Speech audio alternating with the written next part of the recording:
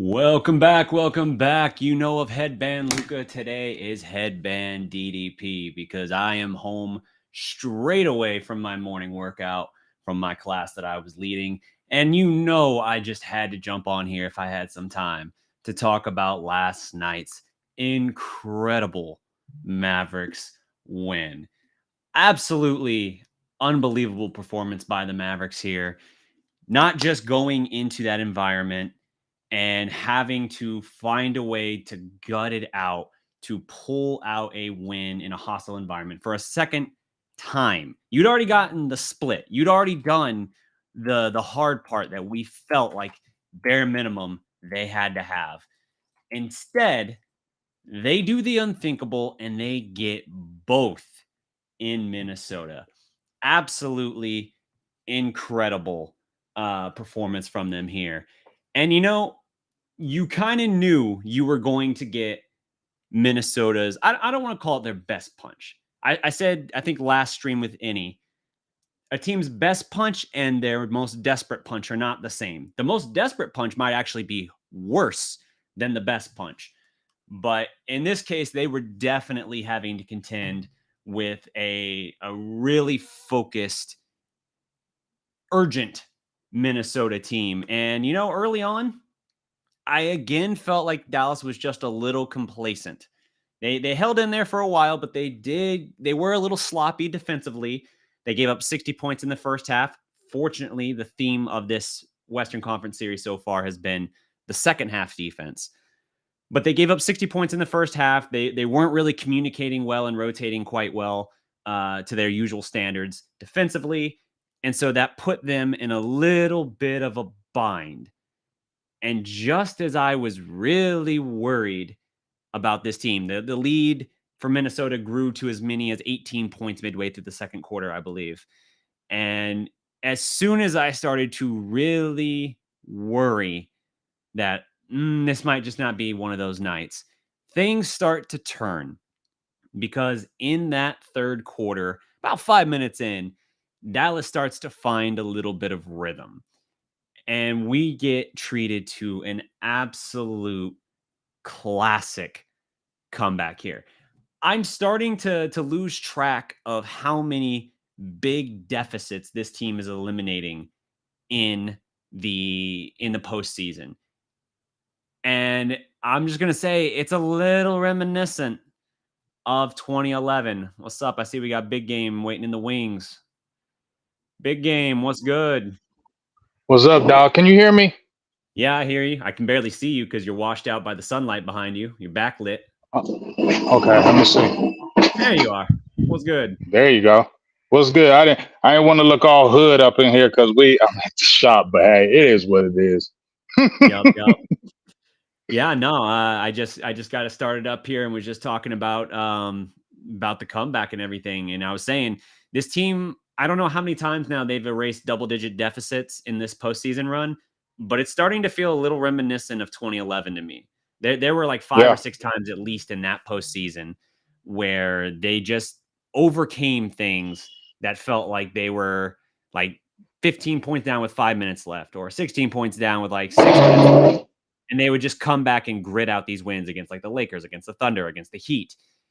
Now we're starting to look at it this way, and it's like the Thunder, the Clippers, the T-Wolves, like they're putting on a similar type performance here where the mental toughness is there, the defense and the grit is there. And it's starting to really look like a special team now as we're moving into this. That belief is 100% there in the guys, it seems. Yes, dog. I don't know what to say, DDP. I'm so happy right now, dog. I'm like you remember a couple years ago when we was depressed. We Yep. was doing these shows and we kept on saying, man, we need some big man, because that's where I'm about to go to right now, because When I play ball, I'm a guard trapped in a big man's body. I'm gonna keep it real. I'm a guard trapped in. I love playing inside, blocking shots, rebounding, all that. That's what I always love to do, the dirty work. Yeah. And just to see how when we went from Dwight Powell, JaVale McGee, now we have a Derek Lively and a Daniel Gafford. Oh my God, it's like night and day what we've been talking about. You just sent me that clip about Lively, how quickly he is advanced. That was a great pick. But then you seen that article I had on my Twitter, DDP, how they talked Mm-hmm. about how they tanked those last couple games so they get in position to get a Lively. Oh, Yep. that felt perfectly. But what else that I got excited is how Nico Harrison, the front office, the team stayed aggressive. They didn't stay pat. You went out and got Gafford. You went out and got Washington. You didn't stay pat. And PJ Washington was critical in that OKC series. Yep. Now you got Gafford, who's critical in this Minnesota series. Lively, your draft pick, critical in this series. So those offseason moves, Derrick Jones Jr., those moves that they made are paying off right now. Kyrie Irving, getting him to stay, that's what I'm talking about. Yes, everything that you said is awesome, but I love how the blueprint started and how Nico came to the stand and said, this isn't going to happen anymore. We're going to build a championship team. They stayed to it, and look at us now. Yep. Man, speaking of the bigs, Mark Followell pointed out last night, the Mavericks are 7-0 when Gafford and Lively combined for 20-plus points. Last night, they had 30 combined points, and that's on 14 of 16 shooting. I don't know exactly off the top of my head how many rebounds they had between them, but I can double-check that real quick. But it was another solid performance. And, Gafford, his plus-minus isn't the same. He doesn't have the same defensive impact as Lively, even though he's the starter. But it's a perfect setup in the way that they balance their minutes generally. Like, I think it's a good job of not overexposing Lively, letting him come in and kind of like change up things a little bit, change up that dynamic for them, and protecting him at the same time because he is still a young player. So you are still going to have those kind of moments. But yeah, that clip I sent you comparing, I think it was like 5 months ago, Lively guarding Gobert and getting dunked on, like just bodied and dunked on, compared to how he's Mm-hmm. defending him in this series. And it's just like, dude, this kid looks like another year or two of development wise in terms of that matchup improved. And he's done that in 5 months. So let me see. Gafford had 5 boards. Lively had 9. So 14 boards between them. B-Rob, correct on that. I see he had that in there as well. So yeah, just absolutely incredible what this team was able to do. The adjustments they made at halftime, in-game adjustments, man, that's been one of my criticisms. But we're at a Right? point where I got to start giving kid all the flowers. Not saying it's Yes, perfect. please, DDP. Not saying it's Come on, perfect. DDP. But Give him even them the flowers, man. even the things that I have continued to be very weary of with him, including in-game adjustments, right now he's hitting all the right buttons because this Yeah. is the second time in this series alone where they made halftime adjustments and completely shut it down. To give context to that, Minnesota, we know how they shot the lights out in the first half of game 1. The Mm-hmm. second half, they were 36% from the field, only scored like 42 points, I think, the rest of the way. Last night, 38 or 39% from the field in the second half, only 40 points. So they had 60 at half last night, ended with like, I think maybe it was more than 40. It was like 48. But point being, you've dragged down their efficiency in the second half. You're holding them in check, and that's allowing your guys to go to work. When you got 2 elite closers and your defense is able to like lock the other team down, that's when you're able to like really make your run and really do this. This series has boiled down thus far to who's the best player in the series? Luca. Who's the next best player? Kyrie. Anthony Right. Edwards is going to have his time, but right now he's not there. He looked gassed again in the fourth quarter. Still solid, but he had 21 points and he's been dropping off in his last handful of games. I got those stats actually here in front of me if you want to know. His last 5 playoff games, 18 points on 5 of 15, including 1 of 5 from 3, 27 points on 8 of 17, 4 of 9 from 3, 16 points on 6 of 24, 2 of 10 from 3, 19 points on 6 of 16 in game 1 that we saw, 5 of 12 from 3, and 21 points on 5 of 17 last night, including 2 of 7 from 3. For a guy that's being anointed, and he's got all the makings, I'm not trying to discredit anything, but for a guy that was being anointed already as like the next coming of Jordan, and he's there, and like he is the next superstar face, whatever. Right now, he's not even the third best player. He might be the third best player in this series. Um, his conditioning looks to be a problem. He looks like he's wearing down. He's 22 years old too, so youth should be on his side, but he's looking worn down. And keep in mind, when people are using that excuse of like, well, they went to 7 in the last round, they also swept the first round. Dallas actually came into this series having played more playoff games than them. So, and Luka's playing 40 plus minutes a night on one leg. It's a little bit of a difference of play style. Edwards is more speed and more based on his athleticism, obviously, than Luka. But it still goes the same. Luka's going to be hunted on defense, and he's stepping up and playing great defense. So, very, very intriguing here that you get not just one of those games on the road, but both of them to put you in the driver's seat. I got a follow up point to that, but I want to give room for you to jump in here before I circle back to that. Well, the main thing that I was just going to say to bounce off you with Anthony Edwards, I just feel like it's a situation where, yeah, he's young, but I played the game too, and I will tell you this: if you're expending a lot of energy, and I make no excuses for him, when he said, "Hey, I'm going to lock up," I'm going to D up Kyrie. Kyrie knows how to play the game, so Kyrie running him around, putting pressure on him, dribbling hard. He's putting pressure on him. And when you're a really good offensive player and you spend all that energy on offense and then you want to come back and you're guarding a elite offensive player, you will get gassed. No matter how young you are, how athletic you are, you will get gassed. And by the fourth quarter, you will be sucking air. And to me, that's what's happening. Kyrie said, "Oh, okay, you want to guard me? You want to talk all that trash? Well, I'm a different animal and I'm going to show you." And that's what he's doing. And Kyrie, I loved how he picked his spots last night. He saw Luca was kind of laboring and he knew when to take over and when to give it to Luca. And that's what I really love about them too. Kyrie is the mature Kyrie now. And what I really want, I want Kyrie to win a title so bad because I don't feel like that was his title. I don't even feel like he felt it was his title when he won it with LeBron. This feels like more, this is his team. As we say, we know it's Luca's team, but he feels like, man, I'm finally at a home. And that's why I really want him to get this chip, DDP, because so many people said this wasn't going to work. So many people dogged Kyrie and downed him and said he's just a selfish player. He's not about the team. So this is just redemption. This is just poetry, just loving to see this, how, yes, he can be a team player. But you know what? You got to have the right situations and you got to have people that really care too. And you're just seeing the fruition of it when a happy Kyrie, look at what Dallas is doing when you got a happy Kyrie. We're winning. Yeah. Yeah, I mean, Kyrie did have that shot in Game 7 that effectively was the dagger. But yeah, that title with Cleveland, LeBron was always going to be the centerpiece of that and the guy that got the credit. And I think that's part of why Kyrie kind of was done there and wanted to move on shortly thereafter. So yeah, it's a different, more mature Kyrie at this point. He still recognizes this is Luka's team, but he's kind of at a different place in his career and with his maturity that he's like, look, whether you want to call me 2 or 1A, 1B, whatever, wherever I'm at, I can be what this team needs of me. And he showed up in a big way. Fourth quarter last night, 13 points, 4 or 5, 3 assists. Now, to be fair, he had 3 very uncharacteristic big missed free throws in crunch time. Dude, what? Like, that doesn't happen. But then he splashes a 3 moments later, and you're like, okay, all is forgiven. I mean, it's a 1-point game, and you had your best free throw shooter statistically miss 3 free throws in crunch time. You're just like, no.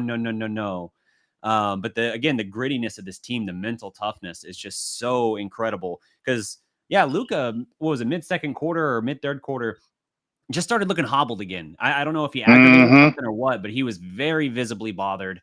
And I was nervous, DDP. Yeah. Now, Game 1, he looked great. Now, to be fair, he also got a little bit of extra rest before Game 1 because of when the series closed out. I almost wonder if we're at a point where Dallas needs to have almost a desperation to close this out in 4, if not at most 5 games, because for their health. Yes, if you get it in 4, you're gonna give Luka, because we don't know how long the other series is gonna go. It's 2-0 right now, Boston. But I mean, you'll be able to get Luka good rest where he might actually be able to rest up. You're gonna need near full strength Luka, I think, against Boston. Like, Yes. I don't think Tatum's better than Luka, and I think that's always been an absurd comparison. But having said that, I still look at the whole of what Boston has, and I'm like, man, if we don't have Luka and Kyrie top form, I just don't know. So Yeah. I'm almost looking at this as saying, like, okay, you handled your business on the road. Only 5 teams have ever won the first 2 on the road and then went on to lose the series. Now, to be fair, Dallas was one of those teams. 3 years ago, they went up 2-0 on Kawhi and the Clippers. And now you remember, that was games 1 and 2. Tim Hardaway Jr., insane inferno. That was our Right. postseason Timmy run, where he was shooting like 60% from 3 for those first 2 games, and it didn't sustain. It fell off like it always does. And then the Clippers reasserted back to being the better team as we expected. But that's why we kind of started saying, like, look, if you got Hardaway cooking in the postseason and you got Luka doing his thing, like, you're going to be nearly impossible to beat. So yeah, Dallas has seen both And sides of that. Hardaway has done nothing this series. In this series, yes, yeah. He had 1 game against OKC, and other than that, he's been large bag of nothing in the playoffs. But I think you have to strategically deploy him in small spurts here and there to give him a Yes. chance. Because Yep. you have to find out, like, is this going to be a burner game? If so, lean on it. If not, pull him quick and, save it. If it's there, you have to use it, but you don't know it's there if you don't put him in the game. So I agree. I look at it from that standpoint. And I look at it from the standpoint of Jaden Hardy gave you something last night. 8 points. Yes, he did. Shots. I was very happy to see him finally get that opportunity because we've seen him making the playmaking. Like he showed it again last night.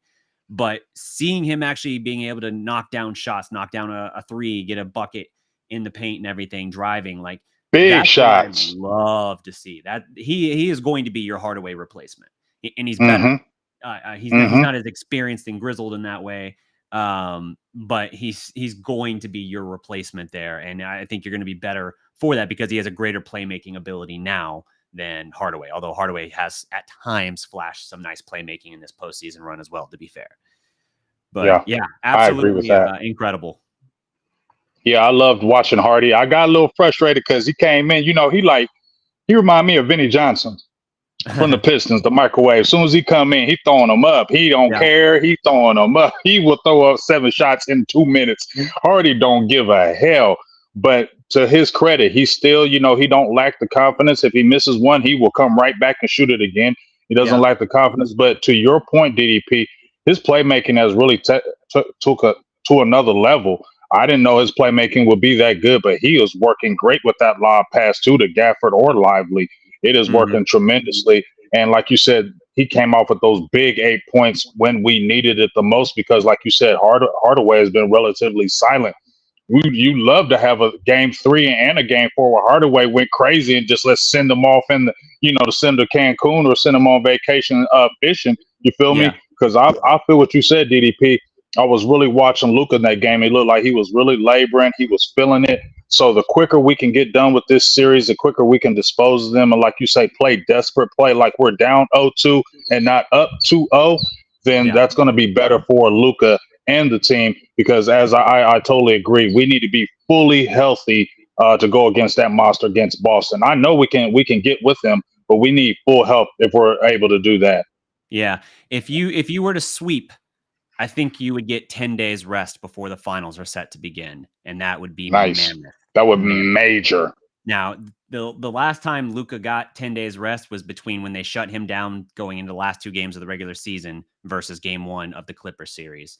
So 10 days rest for Luka would be fantastic right now because, the knee is going to be a concern. I think the rest of this series, no matter what happens, he's got 48 hours here, so he's got a little more rest time than he just had going from game 1 to 2. But I think he's going to be pressed, and so we're going to need more from Kyrie. We're going to need more from the role players.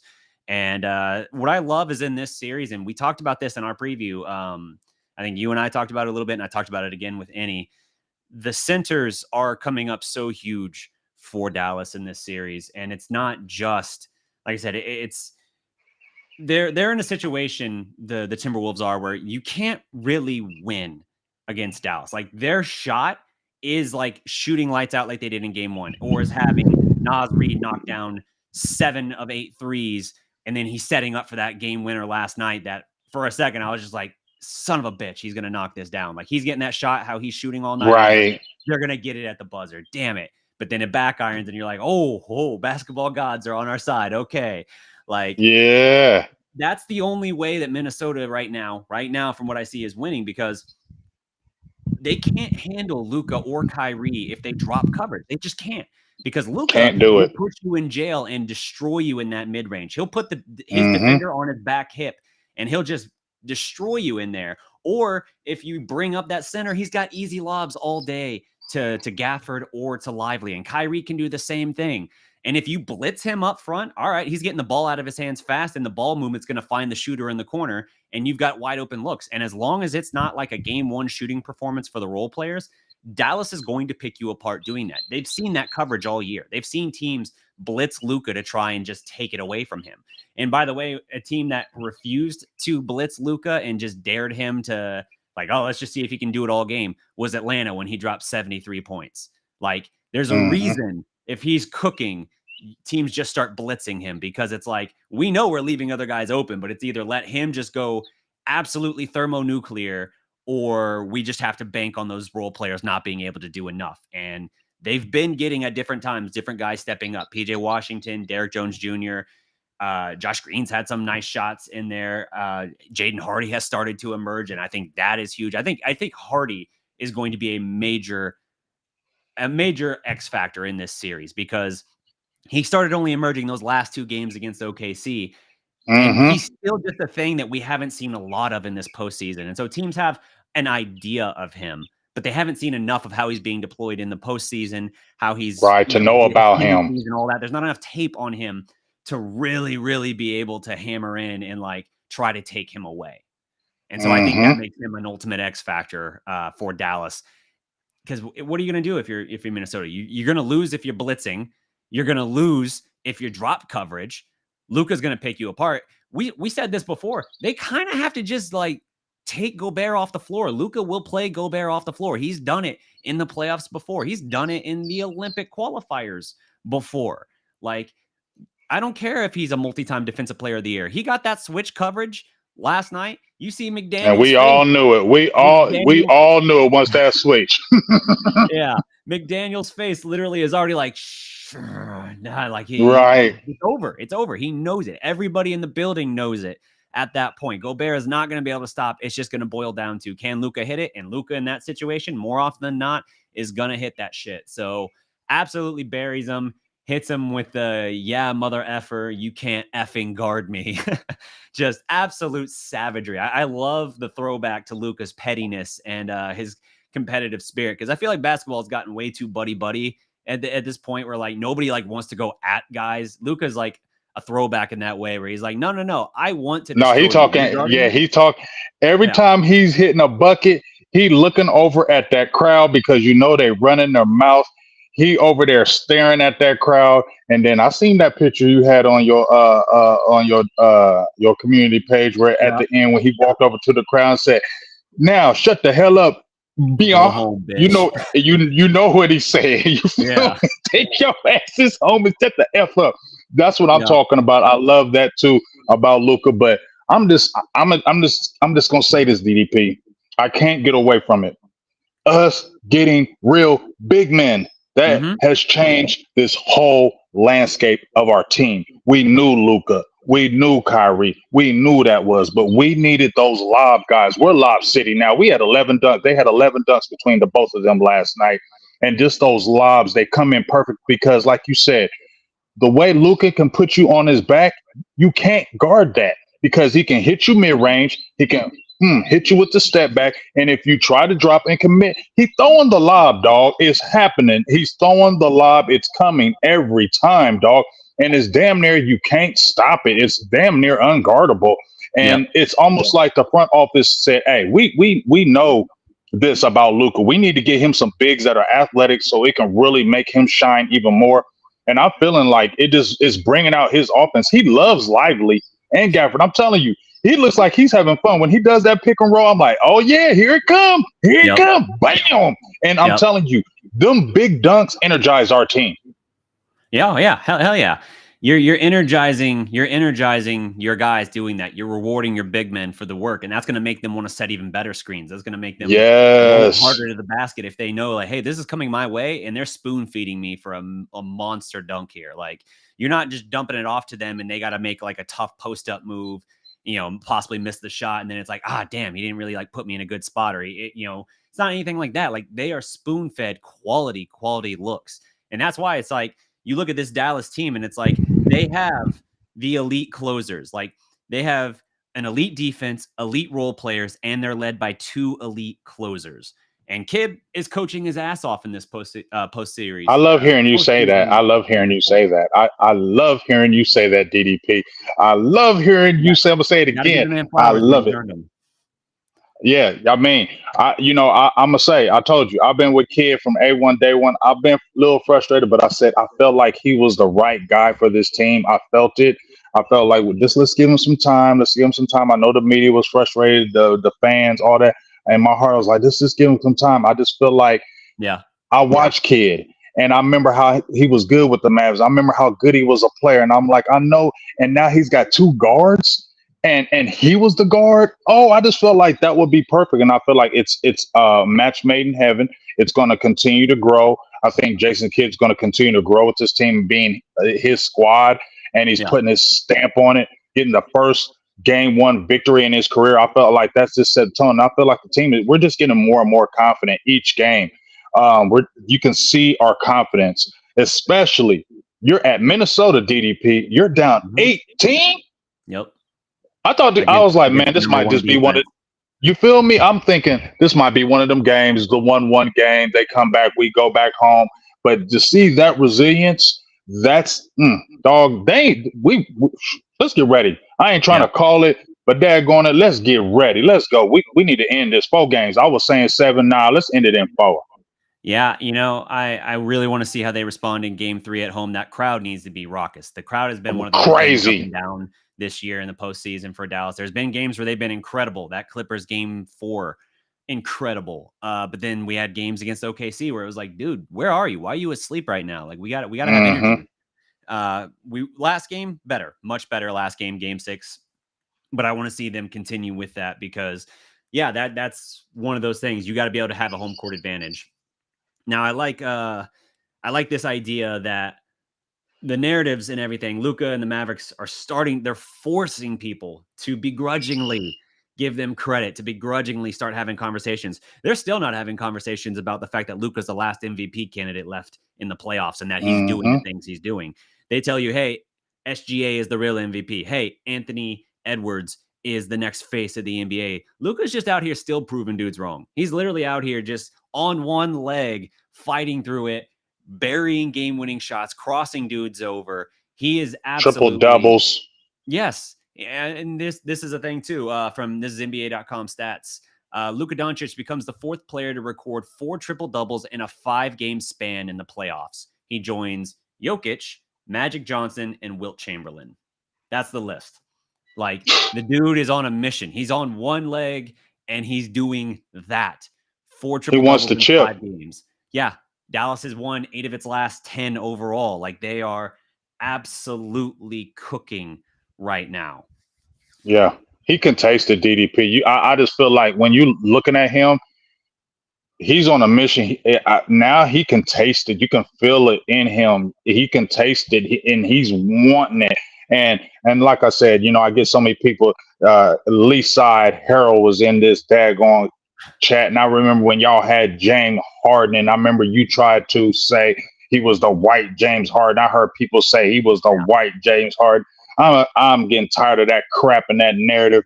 Them two are nothing to be compared to each other in no kind of aspect, in no kind of way. My guy, our guy, this season. You feel me? Our guy is about getting championships. Our guy is not a stat patter. He really likes getting assists. He doesn't want to get the assist to go on the paper and say, "Ooh, I got a triple double again. Look at me." That's not our guy. Luka is about championships, and once he gets that first, we might be on a roll because once he get that one, he gonna want more. Yeah, he'll get a taste for it at that point, and it'll be that.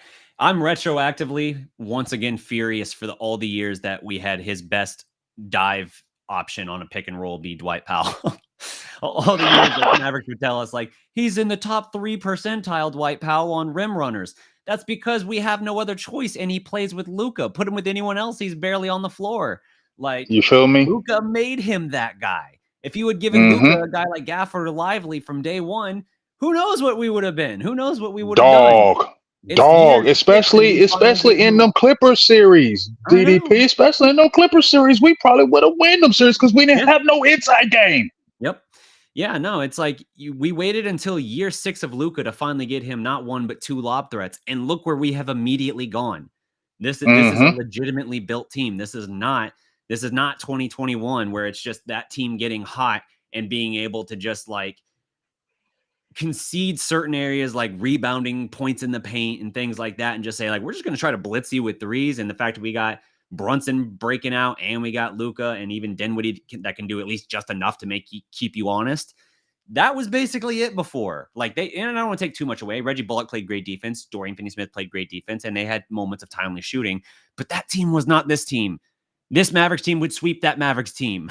Like, it wouldn't even be a competition at this point. So incredible to finally have this. I'm glad, like, as we were talking about before, like, early in this year, we were talking about, like, so what? They're talking, like, maybe a 2-year window for convincing Luca to stay, like, making him believe in what you built. Yeah, remember that? Remember Kyrie, that's helping, but now you still got to convince Kyrie in probably that same window of time because he signed a 3-year deal with a player option in year 3. Look now, tell me either one of these dudes who would ever think about going anywhere else right now, or at least for the next several years. Why would they have any reason? Hell to the no. And you know what, though? But let's give credit to Dallas front office to listening to their star players saying, hey, you better get some players in here for me, or, we ain't going to keep doing this. And Luca was letting them know subtly, like, I ain't going to keep doing this for a little bit in the beginning. Okay, but I need players because I'm about championships. So credit the front office to say, we're listening to our star player. We're going to do whatever we can to build around our star player. Listen, Dallas Cowboys, just saying, they aggressiveness in front office. Listen to that, Cowboys. I just got to throw that little quick thing in. Sorry, got to. Because we got an aggressive front office over here, and guess what's happening? We're 2 games from the finals. I like that. You feel me? Mm-hmm. And that's hot right there. Yo got fire. Yo got flame. Yep. There have been 2 instances in the NBA playoff history of a player having a triple-double while also making a game-winning 3 in the final 5 seconds. Both of them are Luka Doncic. 2020 versus the Clippers in his first playoff series, and now last night. The dude is a monster. I took this whole Kyrie quote from his post game last night because I think this shows a lot of Kyrie's growth and also his kind of relationship, his connection with Luca, and really just kind of his perspective on Luca and what the greatness he's already kind of showcasing here. Kyrie said, quote, "I'm amazed. I don't use that word lightly either. I think he's answered a lot of calls. When Luka first came into the league, there were a lot of questions on what he was going to turn out to be. I know a few people are eating their words.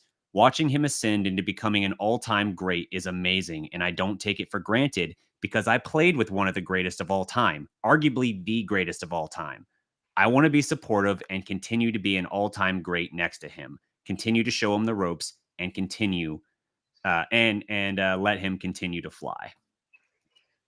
That is an awesome quote. That is an awesome quote from Kyrie. Everything you want from a leader. Yeah, and this, like I said, he's being a leader now, and I think that's what's helped taking us, man. It's eased the burden on Luka. Okay, everybody was talking about Luka needs to be the leader, and Luka needs to do this, Luka needs to do that, and I feel like Luka is a leader in his own right. But when you get a mature Kyrie Irving who's been there and done that, who's seen these type of things, and can be the calming. I think Kyrie Irving now, DDP is the calming presence now. Yeah, he's the calming presence on the team. Yes, the steady hand. He's the guy that, when things are going awry, you can see him starting to get the team together. And like he said, hey, if Luka's hot, then I need to go play some defense. If this happens, then I need to assist the ball here. I flow off. I look how Luka's playing, then I kind of feed off of him and then go directly. Do we remember Kyrie Irving saying that with the Brooklyn Nets and the Boston Celtics or anything like that? We don't never remember Kyrie saying that. But like I said, that mature Kyrie has really raised the level of the team, man. I can't state enough how much as much as we know how Luca is, we know. But I feel like Kyrie Irving becoming that calming force, maturing, being in a home where he feels comfortable has really made our whole team blossom. And I think we're going to be competitive for a while because it's not like we have an old roster. We have a young roster. These guys that Mhm. were brought in, PJ Washington 25, Gafford 25, Derek Lively 20, Jaden Harden what 21, 22. We don't have old guys, so we're Lucas 25. Really, the elder statesman is Hardaway and Kyrie Irving. But Yeah. the way Kyrie Irving keeps himself in shape, that 32 years old to me is a young 32. So he still has quite a few elite years left. Yeah, I agree. And I like Kafka's point here. Series isn't closed yet. Still have to be careful for the Mavericks. I agree. I was saying For sure. before, a team's best shot and their most desperate shot are not necessarily one and the same. And the most desperate shot is the more dangerous shot. A team, Yeah. their best shot was game one when they blitzed you with every role player seemingly pouring in threes, 24 out of McDaniels, him and Anderson, who's not even a scorer, with the low. The best tweet I saw after game one talking about his slow ass release is that it has Taking two-factor 8 seconds. authentication. I said two-factor authentication. But that's a wind up I ain't never seen. Him and McDaniels in the first game, though, combined for 30 points at half. McDaniels ended with 24. They hit 18 threes. They were a plus 36 from three in that game. That was their best shot. That was everything on all cylinders. You could say Edwards didn't have a great game, but he fell apart in the second half. His first half was just fine. So fatigue is what caught him chasing Kyrie, like you said. Their most desperate punch is going to be the one. That's how Dallas, that's why I'm so fascinated by this Dallas team. They've won so many games where their three-point shooting was not there in the post All-Star, post-trade deadline stretch. It started to come on late again, but we've seen it in this postseason too. They don't have to win the battle from three. They're like, yes. Dude, we're gonna play lockdown defense. We're gonna beat you up in the paint. We're gonna make life hell for you trying to score in the paint against us. And we're just gonna have grit and determination. So they're fearless. They don't care if they're down. They don't care if they're in a difficult situation. They're just going to hang in there and keep throwing haymakers. And I think that's really the difference here for them is like, the most desperate shot is going to be a team that's playing like that as well. Minnesota can find that in a game where they're like, dude, we lose tonight 3-0, like this next game, they lose again 3-0. Nobody's come back from 3-0 ever. Very few have even forced a game 7. They have to have this next one. It's not a matter of want, it's a matter of need. That is going to be their most desperate. And you could say that, and if they lose that one, then game 4, but you're kind of, it's hard to have that same urgency when you know, like, it's basically in the books at that point. I don't ever count it before it's done, but even still, this next punch from them is going to be their most desperate. That's going to be the game where even if they're not shooting the ball well, you're going to see guys defending their ass off. You're going to see bodies flying to the rim, trying to get every loose ball, every dive rebound. in, scratching, pulling, tugging, all. You're going to see everything. Exactly. And that is the most dangerous one because you can win those games. Now, having those games all the time, brutal, extremely difficult. But that is a team's most dangerous shot. And it's not the same as like their game where everything's clicking and it's an offensive masterclass, you know? So this next game is huge for Dallas. I don't care if we're up 2-0. I want to put my foot on their throat and hold down until they stop flailing. As morbid as that sounds, sports analogy, that's what you do. You put them down and then you start setting up for the closeout game 4. That's what it all boils down to. You give them no hope, no faith. You take care of business. All the more reason, right? We said series 1 should have ended one game earlier because they had that 31-point comeback and then made a couple bad strategic moves with the rotation. Again, that was where one of the areas I was critical of Kidd, but he hasn't had many like that since. Series 2, you lost game 4 because of free throws. Don't do it. Don't mess with it. Don't F around with it. Now here you are in the third round of the playoffs here in the Western Conference Finals. Put it away. Make up for Put it away. Don't let them feel good. Yes. Both of those games you should have had, or series you should have had done one game earlier. Make up for that here by sweeping them. We were thinking 6 or Mm, 7. Take care of it in hmm 4. Get your rest. Get your rest, Yes. especially because the way this Yeah. team is built to win is not predicated solely on three-point shooting. Doesn't matter if there's a little bit of rust on that shot. As long as the energy, health, and defense is there, I feel confident this team's ability against pretty much anybody. I totally agree. I'm getting ready to get up off here, DDP, so I can finish For my sure. work day. But I totally did agree with you. We can't play around. They're going to come out desperate, and we don't want them to get any kind of confidence because if they happen to win that game, they're going to feel we're right back in it. 2-1, we're right back in it, and then confidence can grow. So, like you said, cut the head off the dragon now. Take them out their misery. Do not play around. We need to come in like we both talked about, up, not up 2-0. We need to come in with mentality. We're down 2-0, so we need to play desperate. We need to play the closeout because we need to do the health. But once again, shout out to Jason Kidd.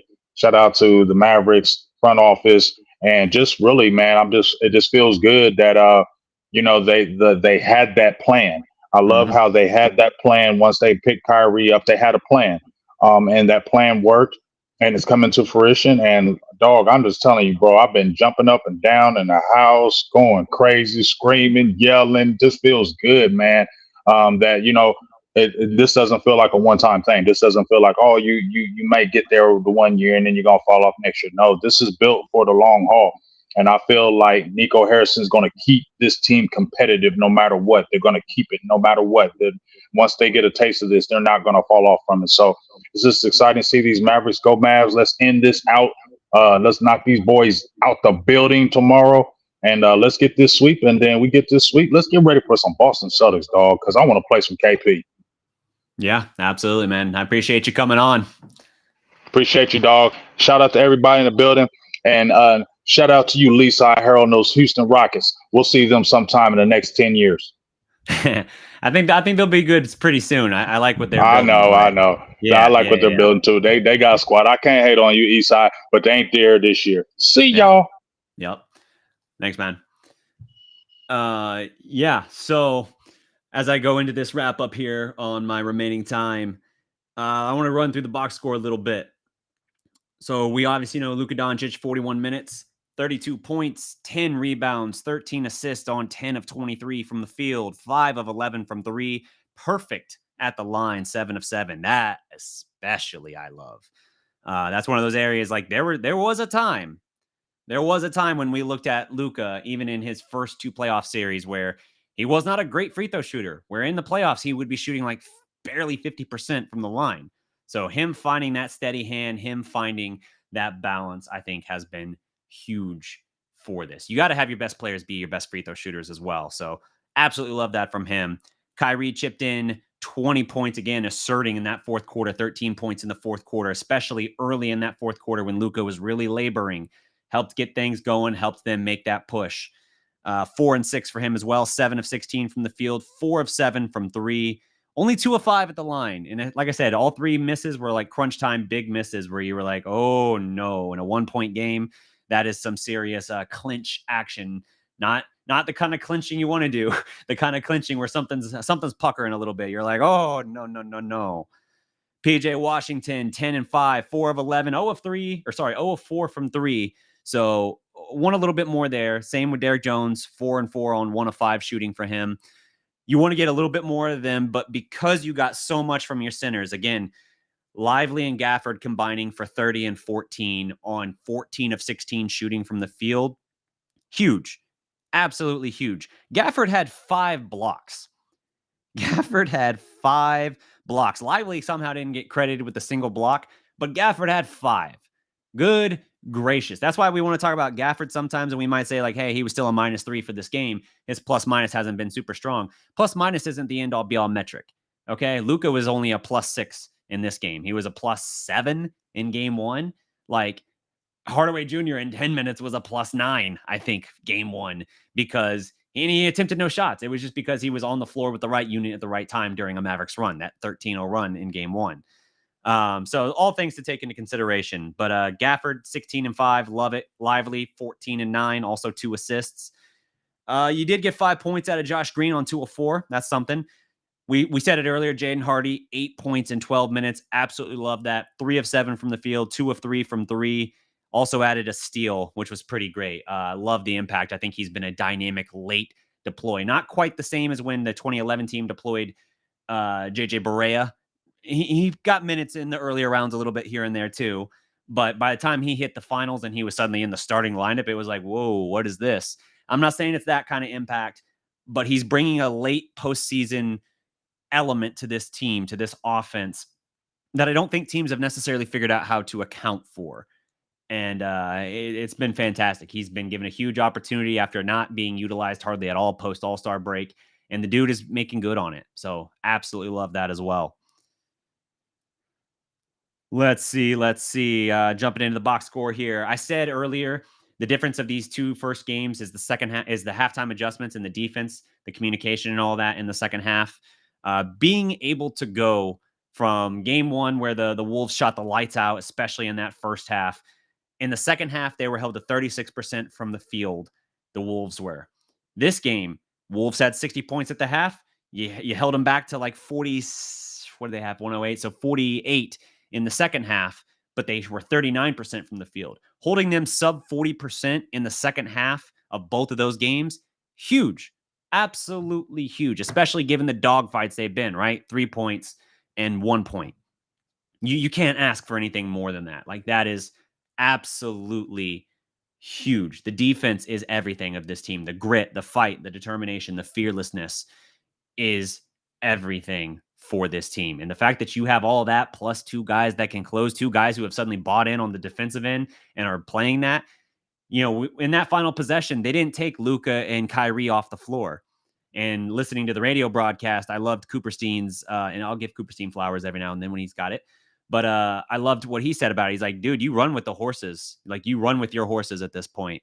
Luca and Kyrie are your dudes. They put you in this position. You close with them, especially with how they've been defending and how they've been playing things. You don't take either one of them off the floor. And Dallas defended that last possession rather well, I thought. Like, it does come down to, like, man, Naz Reid, 7 of 8 at that point on 3. No reason to think like that's a bad shot or a bad look for Minnesota. But Dallas defended it well. And fortune bounced your way. You get out of there with a 1-point win to take a 2-0 lead on the road. Awesome stuff. Both teams were 12 of 31 from 3 for 39%, so that was there for them. Free throws were a little bit down for Dallas. Again, Kyrie missing 3, but Dallas overall was 15 of 22. That's only 68%. Compare that to Minnesota, who did a much better job getting to the foul line. They shot 32 free throws, made 26 of them. That's 81%. Game 1, Minnesota didn't tack at all. They settled for an awful lot of threes, 49 threes as a team. They did a much better job this game of getting into the paint, attacking there, and getting to the line, and then doing a good job making free throws. Dallas still got 22 free throws of their own, but Minnesota attempted 10 more free throws and were hitting them at a better clip. So that was a big factor in this as well, I believe. Both teams pretty good holding on to the ball. 10 turnovers for Dallas, 9 for Minnesota. About even on assists. Minnesota won that 26-24. Dallas does win the rebounding edge 44-40, and Minnesota gets the offensive glass 12-11. So again, Minnesota made good efforts. They made crucial adjustments from game 1 to game 2. They put extra emphasis on certain areas, and they executed. And they changed up how they were defensively attacking Luca and Kyrie. Not always, but more often attacking them in different ways. And it still led to more or less the same outcome. A 1-possession game in which Dallas's closers got the job done, and Minnesota made a crucial turnover in the closing moments. Anthony Edwards turned the ball over with 12.8 seconds left in the game last night. That set up Luka's shot. They were up 2. Minnesota didn't even get a shot attempt on their last a chance again to put the game away, a dagger. A 2 or a 3 makes it a 4-point or a 5-point game with 12 seconds left. That's everything. Anthony Edwards throws the ball away. That is your inexperience. That is your gas. That is the difference of your superstars in that position. Luka then gets the switch he wants, and as soon as he does it, McDaniel's face, literally watching Gobert take over the assignment on the switch, he's literally just like, damn. They got the look they wanted. Luka has a history of cooking Gobert, playing him off the floor when he was in Utah. knocking him around in the Olympics in that way. Luka headhunts centers. We know this. It's not just Zubats for the Clippers. He will do the same thing to Gobert. And especially after Gobert gave him that little bit of a dirty shot to the midsection when Luka was trying to bring the ball up on a fast break, he was just like, nah. I got you. We're ending this here. You can't guard me, bitch. That is absolutely like goat shit on that. Like absolute killer mentality. Luka is a cold-blooded assassin. On one leg, doesn't matter. He even said after the game, I'm not fast, but I'm faster than him. Talking about Gobert. He's not going to be able to keep up with me. I'm going to be able to get the shot I want, and I'm going to go to my spot that I like. He set it up. He knocked it down. And then the Mavericks, yeah, they get the break. They defend the last shot well, but they get the fortune break in their way as Naz Reid misses just his second three of the game, ended up 7 of 9. And that delivers you a 2-0 series lead. By the way, salute again to Jason Kidd. His use of his challenges, saving them in this game, he got rid of them early in game 1, and that was something I didn't love. Did a much better job holding on to him in this game and got 2 critical fourth quarter reviews, including one with like 47 seconds left that I was honestly surprised Dallas got. Like it was so close, I could have seen them upholding the original call, which was Minnesota ball. Instead, they look at it and they determine, no, it does go off of McDaniel's fingertip last. Dallas doesn't get anything on the next possession. Luka puts his man in jail as he's kind of operating between Gobert and McDaniels. And he kind of put himself in a weird spot where he almost was indecisive a little bit on if he was going to try and get all the way to the basket or if he was going to try and get in that mid-range game. Tried to go off glass, left it a little bit strong, and it leads to a break for Minnesota. But it ends up not coming back to bite Dallas. So that's good. They get another shot. Luka redeems himself because, of course, and just phenomenal. But Kidd, crucial, man. Crucial, because even though you didn't get anything on your subsequent possession from that, you still denied them one more possession and a chance to put it out of reach. Because I think it was was it a 2-point game at that point, 3-point game? I can't remember exactly the score at that point. But they're in a position. I guess it was I guess it would have been that a 2-point game. And so Luka missed the chance for the tie, and then they get the possession then where Edwards turns it over. So you had a major chance there for them. They could have had 2 cracks at extending the lead to 4, and instead they had 1, and then they still pissed that away. And that's just where the inexperience comes in. Like it is. This team doesn't have the veteran presence, the playoff experience that Dallas does. And I don't care if you can look at a lot of this team and say, well, Gafford only played like 5 games of the playoffs once before a few years earlier. PJ Washington was never there before. Derrick Jones Jr. has played a good bit in the playoffs before. He's played in the finals. Kyrie's got a ring. Luka's got championship experience all over the world. Like we've got a lot of experience on this team, even if we are a young team. And that is what was showing out in those final moments. This team fears nothing. And it's a joy to watch. It's one of the most memorable, exciting Maverick teams I've ever watched. For me, my favorite Maverick teams ever, obviously the championship, you're not ever going to unseat that unless this team does the same. And even then, I would say because of the 5-year narrative that Mavericks 2011 team had, maybe that one still edges it, but still close. The 2002-2003 Mavericks that ended up losing in the West Finals in Game 6 to the Spurs. For me, that's a nostalgic one. That was dirty, nasty, filthy with Dirk, Nash, and Finley. Absolutely love that team. And then 2006 was pretty great until the end of it and how that ended up. But still, one of my all-time favorite Maverick teams here unfolding. And it's just the personality. It's the mental toughness, the execution, the all for one. Like their slogan feels legitimate. This team fights for one another. And they're just coming together every time, no matter the circumstance, no matter the situation. They're just staying the course. They're all fighting through being banged up. And they're just finding a way to get it done. 8 of their last 10 overall they've won.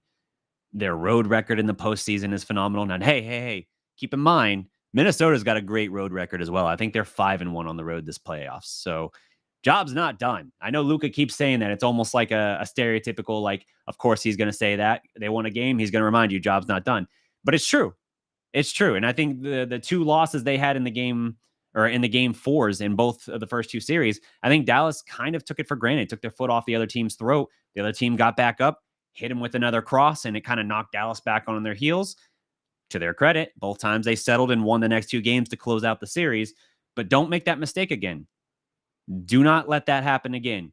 Handle your business, put Minnesota down, and get yourself nearly 10 days of rest before the start of the finals. You need it. You need it. Luca is the walking wounded right now. He's hurt. He's not injured, knock on wood, but he's hurt.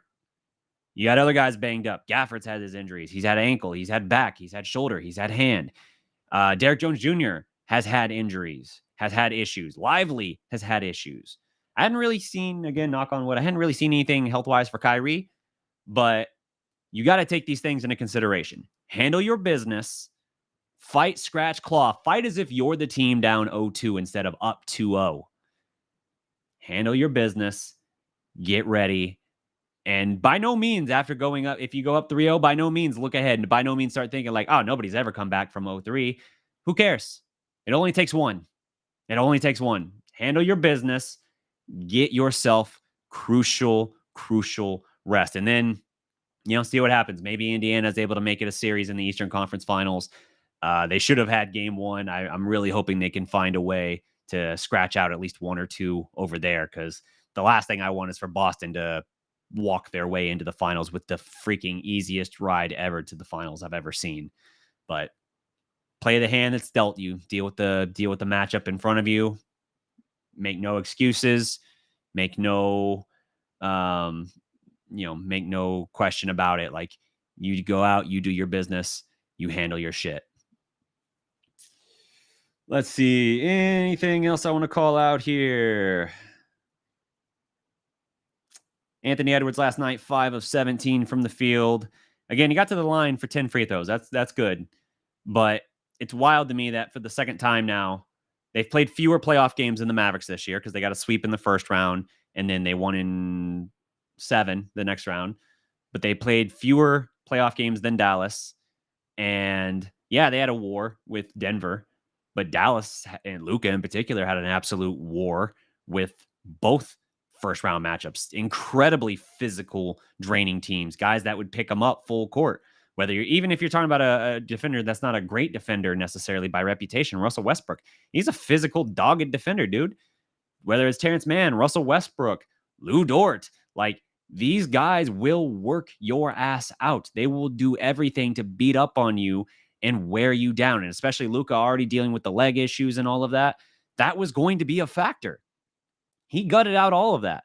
And yet, closing time of the first 2 games, who's the guy standing up and saying, this is my time, this is my stage, you're all just living in my world, paying to watch me play? There's a reason the Mavericks close out the game and he's looking at the crowd saying, go home, bitch. Like, in the Oklahoma City series, he's saying to the crowd, thanks for paying to come watch me. Like, he relishes being the antagonist, being the villain, because he hears this shit all game. It's not just the national media perspective. It's the casual fans, the people that don't really know, because all they go off of is that outside perception. And so when he can go in there and then shut their ass up, he lives for that shit. If Luka was having the kind of closing time performances, fourth quarter performances that Anthony Edwards has had the last couple of games, man, he would never live it down. We would be talking as like, this is the series that just showed why Luka, not we, national media, the reputation perspective, whatever, would be saying, this is the series that proved Luka will never be the guy to do it. Even getting this far, really, that was more of Kyrie. They would go that route before they gave Luka credit. Instead, it's like, well, Anthony Edwards, 22 years old, not quite experienced enough. Okay, whatever. He's getting a pass. And it's not quite Jason Tatum levels, but it is interesting to me the way that we just pick and choose certain guys to just anoint. And then other guys who come in with nothing but accolades and greatness already in their ledger and already like in everything they've accomplished through 5-6 years at this point. We just treat that like that somehow doesn't matter as much, like that somehow not as proven. It's wild. It really is. Like, Luka almost came in with so much hype, with so much attention, that we somehow, from a national media perspective, just decided that, like, he's going to have to go so far out of his way for us to like change our tone at all. I don't put stock in what idiots like Stephen A. Smith say. But you got him yesterday before the game, earlier in the day, saying, I would have voted Jalen Brunson for all first team over Luka Doncic. Luka was a top 3 finisher in the MVP. If he didn't win it, which by the way, the criteria used for him, grading him compared to Jokic or SGA, embarrassingly different. Ridiculous. It's a stupid, ridiculous statement. It's narrative. It's agenda at this point. When Jokic won his MVPs, he did it when they were a 6 seed and I think a 5 seed were his first two. Had never made the West Finals in any of those. Had never been in those situations that Luka has done and that he has thrived at. He's taken 2 drastically different teams to the Western Conference Finals within the span of 3 years. He's done it twice within the span of 3 years. Radically different teams. He was told, "Oh, you're a problem teammate. You don't make guys better. You can't play with other guys." Then why do you find a way to play with Kyrie? Why are they the most talented, efficient, maybe not efficient, most talented, lethal 1-2 backcourt in NBA history? Stan Van Gundy made that point in game 1, and some people were like, huh? What? Bro, show me another backcourt that rivals them, pound for pound. This is not 1-2 option. This is one of one and one of one. Like, this is like if you took backcourts from the entire NBA and said, give me one of those dudes. You know what? Scratch that. Give me 2 of those dudes. That's my backcourt. That's what Dallas got to do here. That's what they got to do here. Any other team would kill to have Kyrie at this point, but Dallas took the chance on him when his stock and his reputation were low, and he sees the way that they embraced him, and he's embraced them back. I feared when that trade happened that it was going to be a rental, and then when you ended up tanking those last 2 games, I was like, dude, you probably just pissed away the Kyrie thing. He's probably going to leave. If you get him to stay, it's going to be because you paid him a lot of money to get him to stay, and he'll probably still look for an out after a year or so. Well, you paid him a bunch of money, 3 years, $126 million, but now here we are, and when you look at how this team has built itself and what they've built into, bro, why would he ever leave? Why would he ever leave? We talked about Luka. I said this earlier. We talked about Luka having like a 2-year window, kind of what he was thinking for the Mavericks. This was reports by like Tim McMahon and stuff saying like he was basically giving Dallas like a 2-year window for like, all right, show me you can build this back, because our post-Western Finals run the first time and how we lost Jalen and what that team became was really bad. Show me. All right, here you go. You have one of the best built, youngest, talented teams in the league, one of the best defenses in the league, and you got Kyrie here. You are built for the next several years. Why would either of these guys ever want to leave? You didn't just find it in the short term. You didn't just rent this backcourt. It wasn't a rent-a-center or something where it's like, oh, you got it for a week, and then your interest rate goes up, and we'll figure out if you keep it. But at least you got it for a while and it'll look cool. No. We're not just getting highlights, man. We're getting accolades. We're getting a ton of mileage out of this. Everything they could have hoped the Kyrie trade would put in place for them has come to fruition. Derrick Jones Jr. coming to Dallas was the Kyrie thing, was the trade plus keeping him. He could have gone to Boston. He would have been in the same position in Boston, granted with a smaller role. He looked and he's like, dude, I could have taken Boston. I could have taken more money to go to Boston because he took a vet minimum with Dallas. But the whole thing is, what's my role going to be there? Yeah, I might be able to win a championship, and that'd be awesome. But like, I've been around the league long enough that if I don't stake my claim right now to earn the best long-term security contract that I can, and I don't mean he's going to like hold Dallas over the fire for a huge deal. I don't think it's going to take a huge deal, but he's going to want security, and he's absolutely earned it. That's what he looked at. He said, like, I could go have a year, maybe 2 with Boston, and maybe we get a title, and that's phenomenal.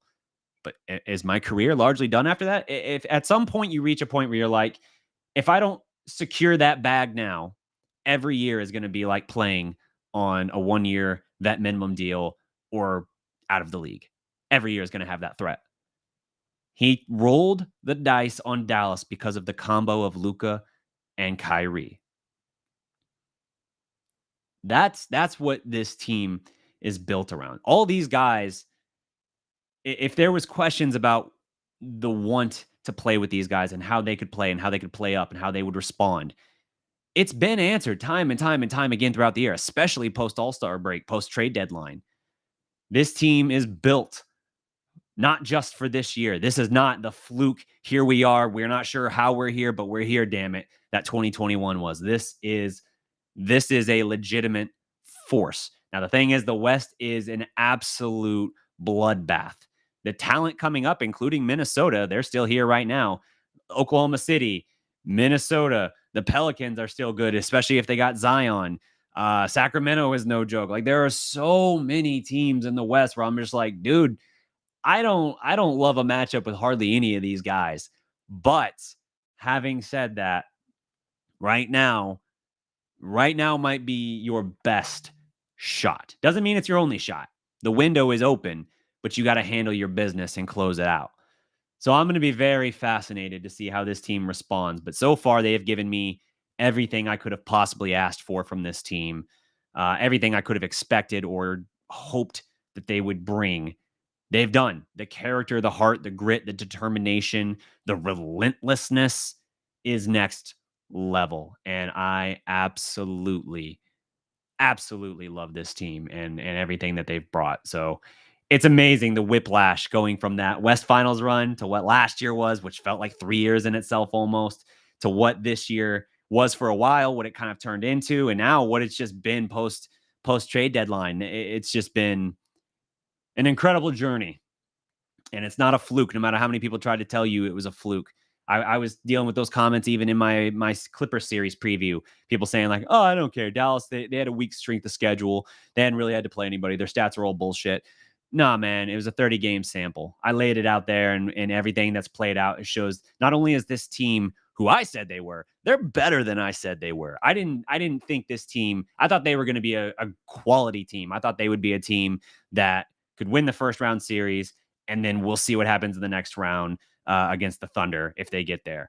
I honestly did not expect them to handle their business as well as they did against the Thunder.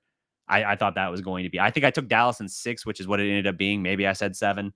But I really thought that series was going to be more even. This was like a 6-game series where Dallas really controlled 5 of the 6 games. So it is what it is, man. Let me hit up some of these comments here before I close this out. Appreciate you all joining me here this Saturday afternoon at this point.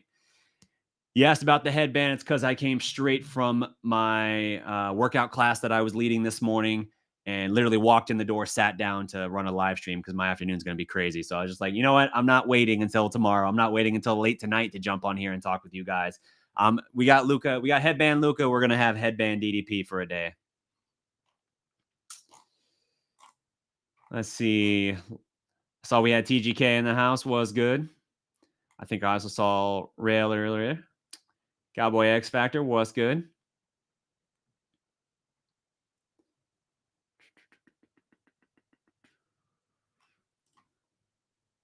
That is hysterical, and I would never do it. For nothing. Not for nothing. Not for nothing, nothing. For nothing, nothing.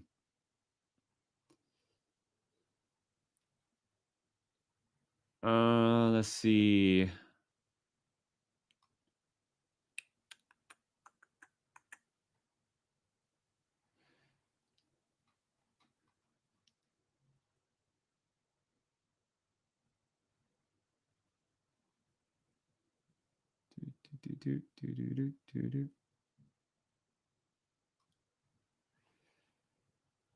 Not sure what you're talking about, Joe.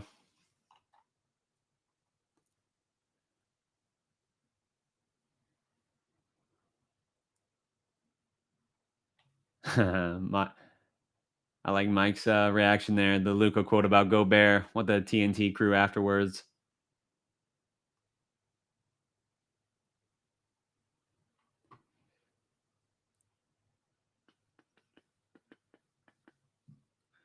Feels like when I was watching Dirk lead the Mavs to a chip, says Jay. Yeah, I feel that. I feel that.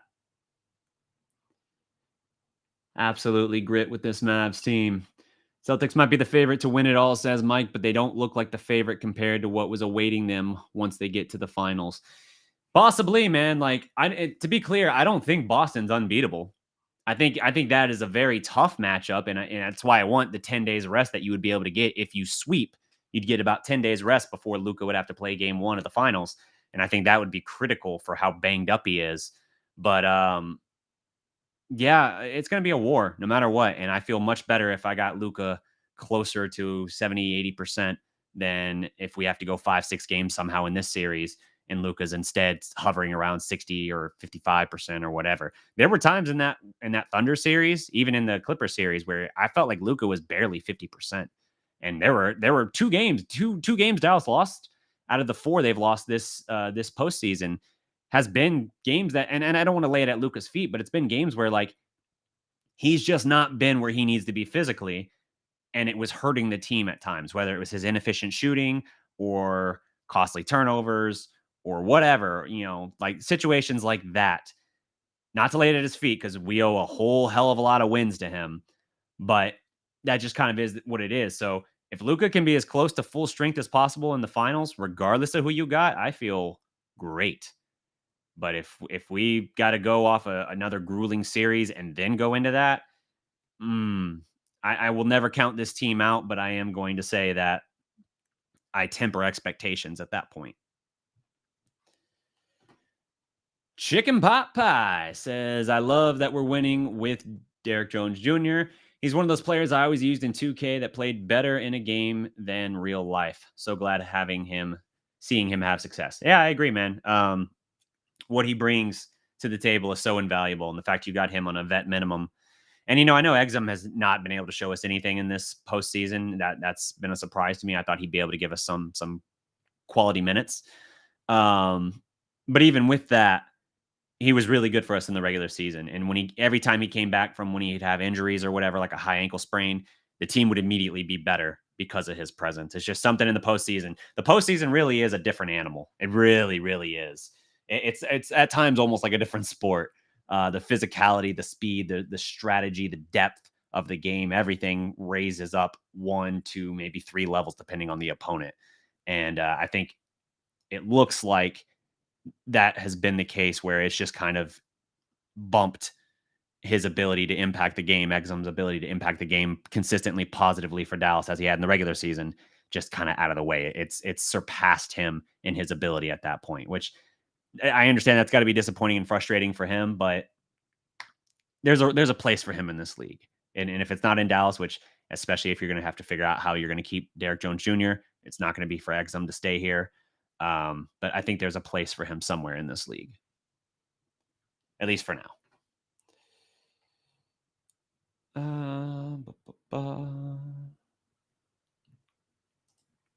D-Star says, this is giving me the same vibes as the Lakers series in 2011.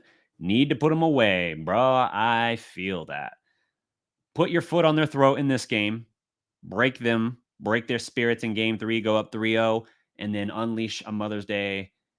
I want to say Mother's Day massacre, but YouTube's word recognition thing might hear that word and demonetize my video.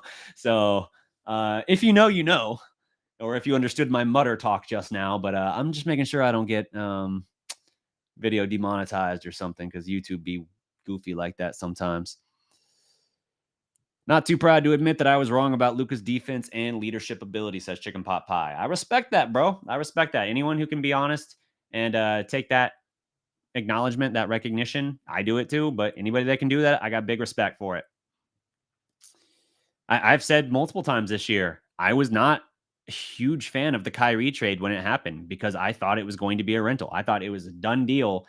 He wanted to be with LeBron in LA. And it was almost a certainty in my mind that he was going to leave in free agency. But the Lakers miraculously, bafflingly made their choice with D'Angelo Russell instead. And Dallas and Kyrie's relationship with Nico Harrison, dating back to his days at Nike, was like, yo, bro, here's the bag. Keep playing with Luca. Trust in us. Believe in us. We got something here. We're cooking. We're doing something here. And Dallas has rewarded that loyalty. So you love to see it. Worked out for everybody but the Lakers, which makes it all the sweeter. Let's see here. Luka's block and laser pass to Gafford on that bucket was wild. Gafford falling down. Bro, that was. By the way, I've lost track of how many times I've said bro in this stream, but my bro levels are off the charts here. I don't use that word a lot. I've probably used it more in this one stream than I've used it in the last year. But bro, that Gafford bucket was insane. I rewound that probably 6, 7 times in the subsequent commercial break. I went back to it and just kept watching it, incredible. Even Gafford, who might not be as nimble-footed as Lively, seeing he still has the ability to do stuff like that, it's just like, dude, that is so awesome. To me, that one's even better than his falling down one against Miami when he had his streak of like 22 buckets in a row. He had to more or less close the season, consecutive makes. Yeah, this one, the way in which he was falling down, the traffic, the pressure, the stage, all of that was just like incredible. All right, guys. Well, I think I'm tapped on time here. So thank you so much, so much for tuning in. Love all of you very much. Appreciate you spending this time with me this morning to talk Mavericks. Again, thank you to Big Game James joining me for the stream here as well. It's always a pleasure talking with him. Don't forget to like the video, leave a comment below, subscribe to the Dallas Prospect. And until next time. Oh, wait, hold on. Hold that thought. I'm going to do something for this next game. I can't yet tell you when I'm going live, but I'm going to figure it out. I'm going to figure it out, and I'm going to open up the lines for guys to call in, join me, just like James did. Message me. I'll let you know when I'm going to go live. I will send you the link for you to jump in the room and give your thoughts, your feedback, your instant reaction. But I want to keep it quick. I can't keep you on the whole show for like a whole guest spot, but I can bring you in for like a minute, 2 minutes, whatever, to get your points out there and say what you want to say. So I'm opening that invitation. I'm going to try something new here. I want to get you guys involved, joining in with the show, participating however you want to participate. So I'll let you know. I'll keep you posted on that. So be on the lookout for that after game 3. But until next time, remember, every legend was once a prospect. Peace.